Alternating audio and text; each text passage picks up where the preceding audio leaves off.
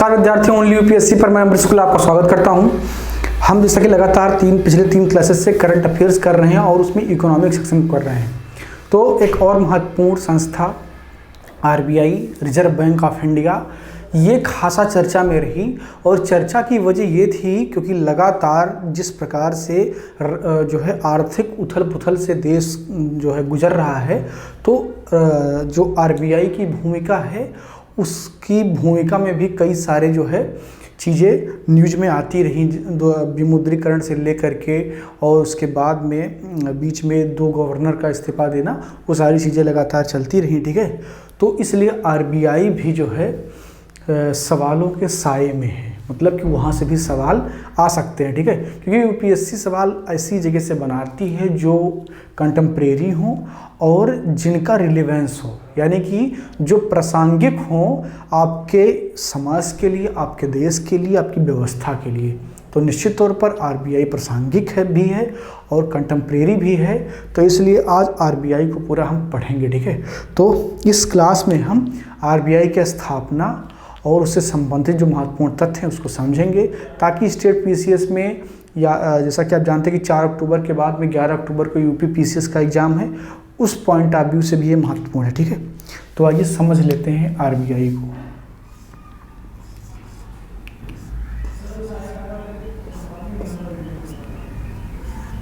ठीक, RBI reserve bank of India या भारतीय रिजर्व बैंक। ठीक है, आरबीआई के बारे में सबको पता होता है। इसकी वजह है क्योंकि सबके हाथ में नोट जरूर आता है और जब नोट आएगा तो उसमें लिखा हुआ ऊपर ही दिख जाता है भारतीय रिजर्व बैंक। ठीक है, तो भारतीय रिजर्व बैंक के बारे में सबको जानकारी होता है, लेकिन बस उतना ही होता है जितना उस नोट में लिखा होता है, कई बार उतना भी नहीं होता है। ठीक है, तो आज बात करेंगे आरबीआई की। आरबीआई से संबंधित जितने भी सवाल स्टैटिक रूप से बन सकते हैं, इस क्लास में हम स्टैटिक पोर्शन पर बात करेंगे।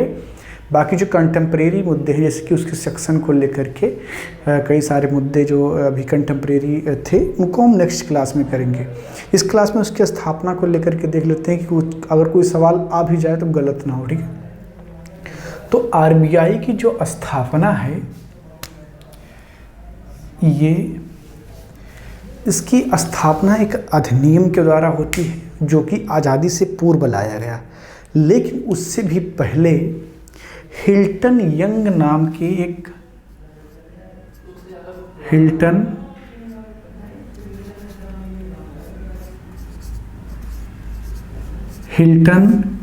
यंग कमेटी, इसका गठन 1926 में किया गया था, जब आपके देश में ब्रिटानिया सरकार का हुकूमत था। ठीक है, तो हिल्टन यंग कमेटी इसी के रिपोर्ट के आधार पर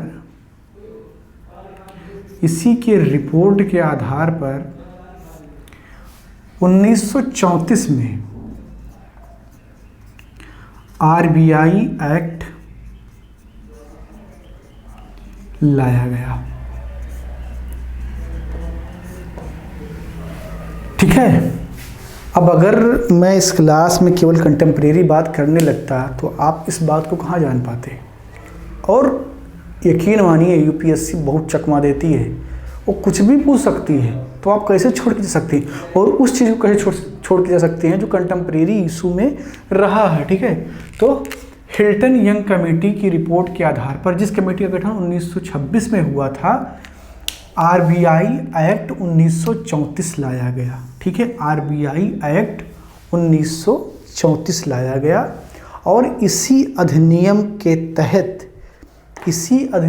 तहत 1 अप्रैल 1935 को आरबीआई की स्थापना की गई।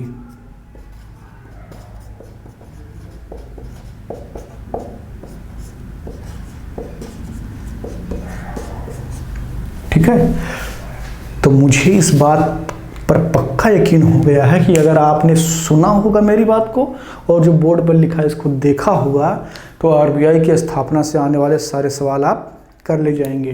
ठीक है, क्योंकि जो कमेटी का रिपोर्ट था, उस कमेटी का नाम क्या था? Hilton young committee. कमेटी कब आई थी? 1926 में, जब ब्रिटिश राज था हमारे इंडिया पर। उसकी रिपोर्ट के आधार पर एक अधिनियम बना जिसको 1934 का आरबीआई एक्ट कहते हैं, ठीक है। और उसी एक्ट के तहत 1 अप्रैल 1935 को आरबीआई की स्थापना की गई, ठीक है। अब इसके बाद इससे संबंधित जो और कुछ सवाल हैं उसको भी हम देख लेते हैं, ठीक है। तो अगर ये बैंक जो है आज़ादी से पूर्व स्थापित हुआ तो इसका मतलब कि जब देश आज़ाद हुआ तो इसके जो काम काज हैं उसमें भी परिवर्तन आया हुआ होगा, बिल्कुल आएगा। तो ये बना तो 1 अप्रैल 1935 को था, लेकिन हमारा देश 15 अगस्त 1947 को आज़ाद हो गया। 15 अगस्त 1947 को आज़ाद हो गया। उसके बाद में 1 जनवरी 1949 को आरबीआई यानी कि रिजर्व बैंक ऑफ इंडिया को, या रिजर्व बैंक ऑफ इंडिया का राष्ट्रीयकरण कर दिया गया। राष्ट्रीयकरण कर दिया गया।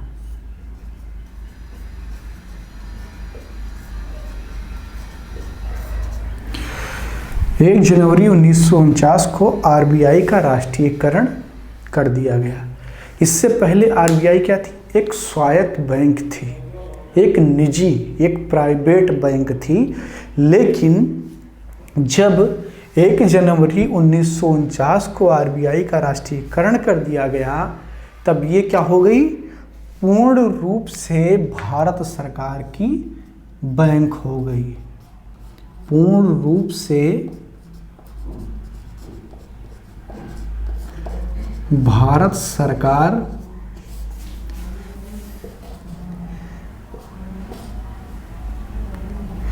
का बैंक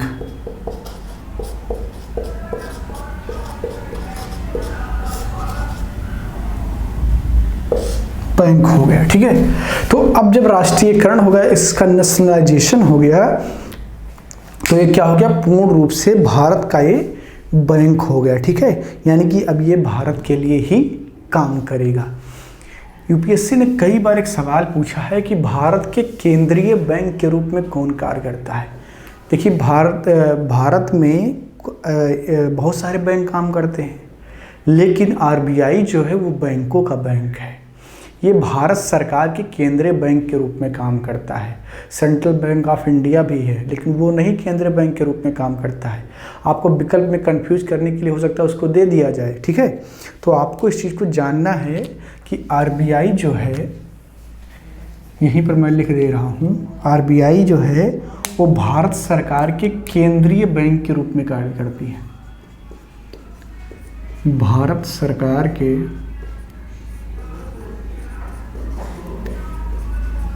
केंद्रीय बैंक के रूप में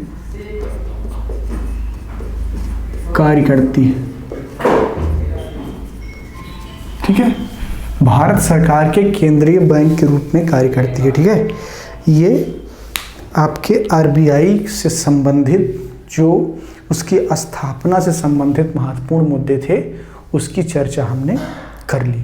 एक बार आपको फिर से मैं एक एक चीज़ रिवाइज करवा दे रहा हूँ, क्योंकि अब एग्ज़ाम बहुत नज़दीक है और अब आपके पास इतना टाइम नहीं है कि आप इसका नोट्स बनाएं और उसके कुछ दिन बाद में आप उसको पलट के पढ़ें, फिर से रिवीजन करें। इतना समय नहीं है।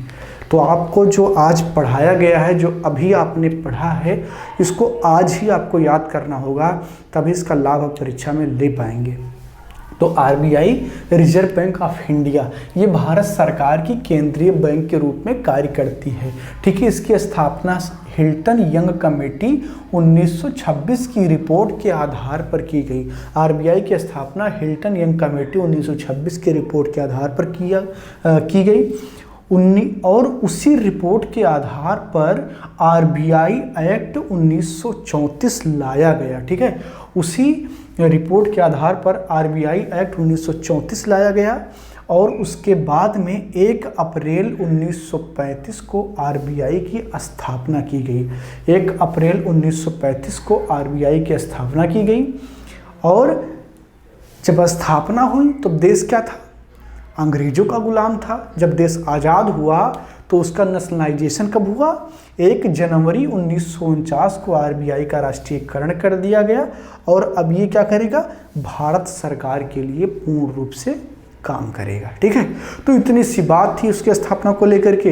इतना अगर आप छोड़ के जाते तो सवाल फंसने की संभावना बन जाती, तो उस संभावना को हमने खत्म कर दिया। यहाँ से भी सवाल आएगा तो हो जाएगा, और आएगा, आता भी है और आएगा भी। ठीक है, एक 2 महत्वपूर्ण बात आरबीआई से संबंधित और है, उसको हम इसी क्लास में कर लेते हैं। ठीक है, पहला है आरबीआई यानी कि reserve bank of India Bharat के अलावा ये बहुत इंटरेस्टिंग पॉइंट है, इसको आप नोट कर लेंगे क्योंकि ऐसे सवाल स्टेट पीसीएस में बहुत आ जाते हैं। ठीक है, तो इसको आप नोट कर लेंगे। आरबीआई भारत के अलावा पाकिस्तान एवं म्यांमार के केंद्रीय बैंक के रूप में कार्य कर चुका है। म्यांमार के केंद्रीय बैंक के रूप में कार्य कर चुका है।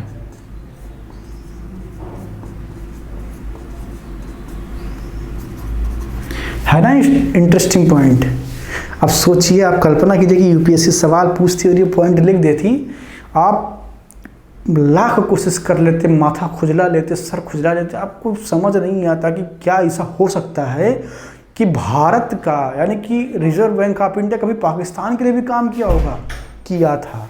ठीक है, तो इसने पाकिस्तान के लिए भी काम किया है और साथ ही साथ म्यांमार के लिए भी काम किया है। ठीक है, तो एक इंटरेस्टिंग पॉइंट था। एक इंटरेस्टिंग पॉइंट और बताता हूँ, इससे भी सवाल आने की संभावना है। ठीक है, जो दूसरा इंटरेस्टिंग पॉइंट है वो ये है कि आरबीआई जो है यानी कि रिजर्व बैंक ऑफ इंडिया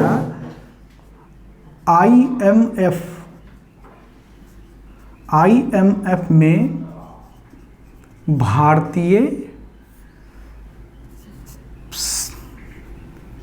सरकार की प्रतिनिधि के रूप में काम करती है, के रूप में कार्य करती है। ठीक है, तो आरबीआई अंतर्राष्ट्रीय मुद्रा कोष में भारत के प्रतिनिधि के रूप में काम करती है। देखिए, ऐसे स्टेटमेंट जो है कंफ्यूजन क्रिएट करते हैं, यूपीएससी कंफ्यूजन खूब क्रिएट करवाती है क्योंकि वो आपका समझ चेक कर रही होती है कि आप पूरी बात को जानते हैं कि नहीं जानते। ठीक है, तो इस क्लास में इतना ही। इसमें आपने आरबीआई की स्थापना को पढ़ लिया। अगली क्लास में हम आरबीआई के कार्य को पढ़ेंगे। धन्यवाद।